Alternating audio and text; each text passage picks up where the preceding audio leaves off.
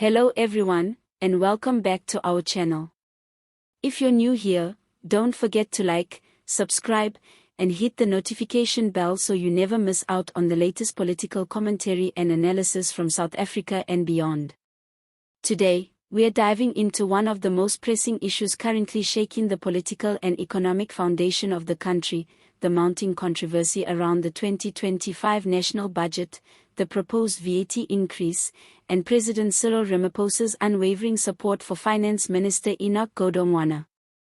In what has become a dramatic and politically charged sequence of events, the 2025 budget process has veered into uncharted territory.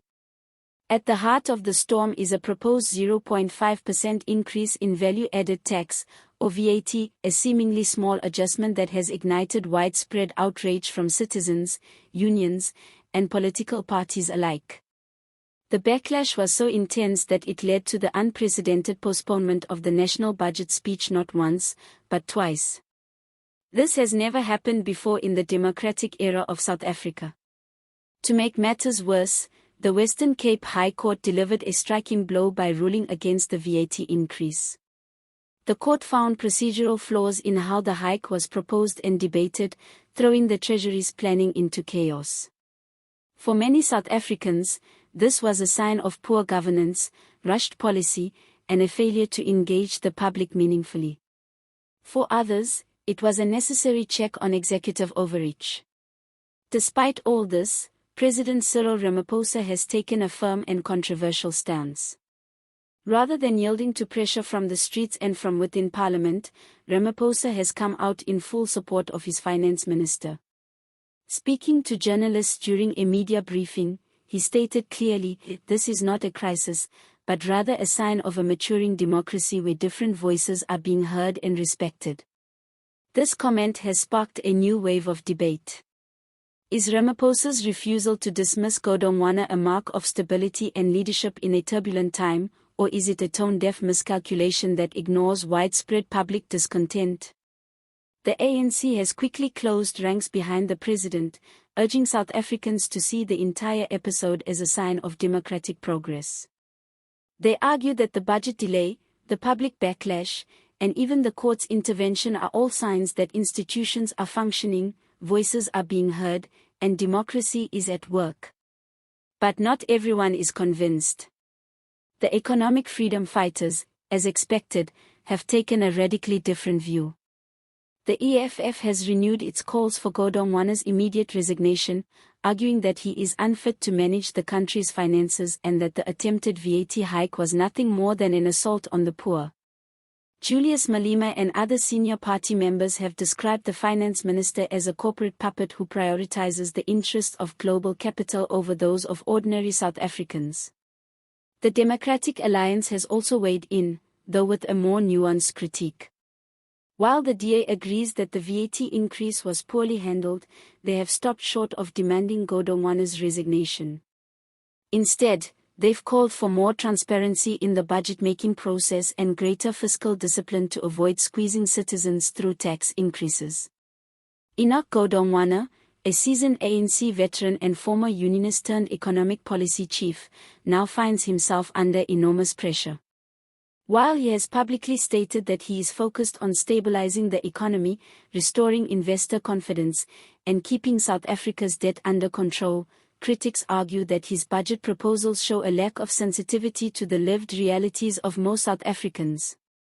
With May 21 now set as the new date for the retabled budget, the stakes couldn't be higher.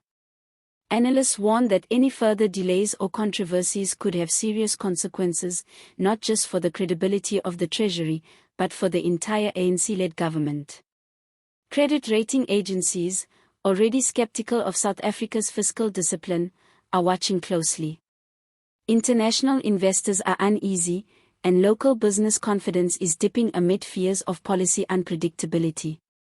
At the same time, civil society organizations and trade unions like COSATU have increased their mobilization.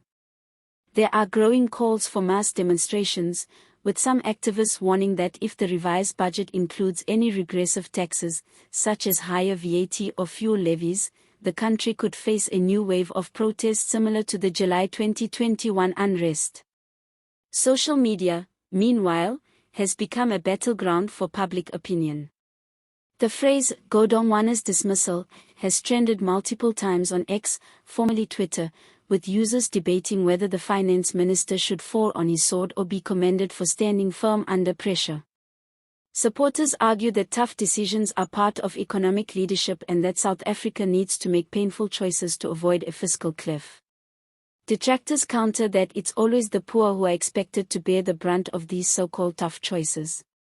For President Ramaphosa, this moment is also politically delicate. With national elections just around the corner, the ANC cannot afford to alienate voters further. Yet at the same time, backtracking on key economic reforms could signal weakness and indecision. The balancing act is perilous, and the outcomes could shape the country's political future for years to come. So, what's next? All eyes are now on May 21st. Will the revised budget present a new and fairer path forward, or will it deepen the rift between the government and the people? Will Ramaphosa and Godongwana emerge strengthened or further weakened by this ordeal? Let us know what you think in the comments. Should the finance minister be replaced? Was the VAT increase a necessary evil or a huge mistake? And is President Ramaphosa right to defend him? Thanks for watching, and if you found this video informative, make sure to like, share, and subscribe for more in-depth South African political commentary. See you next time.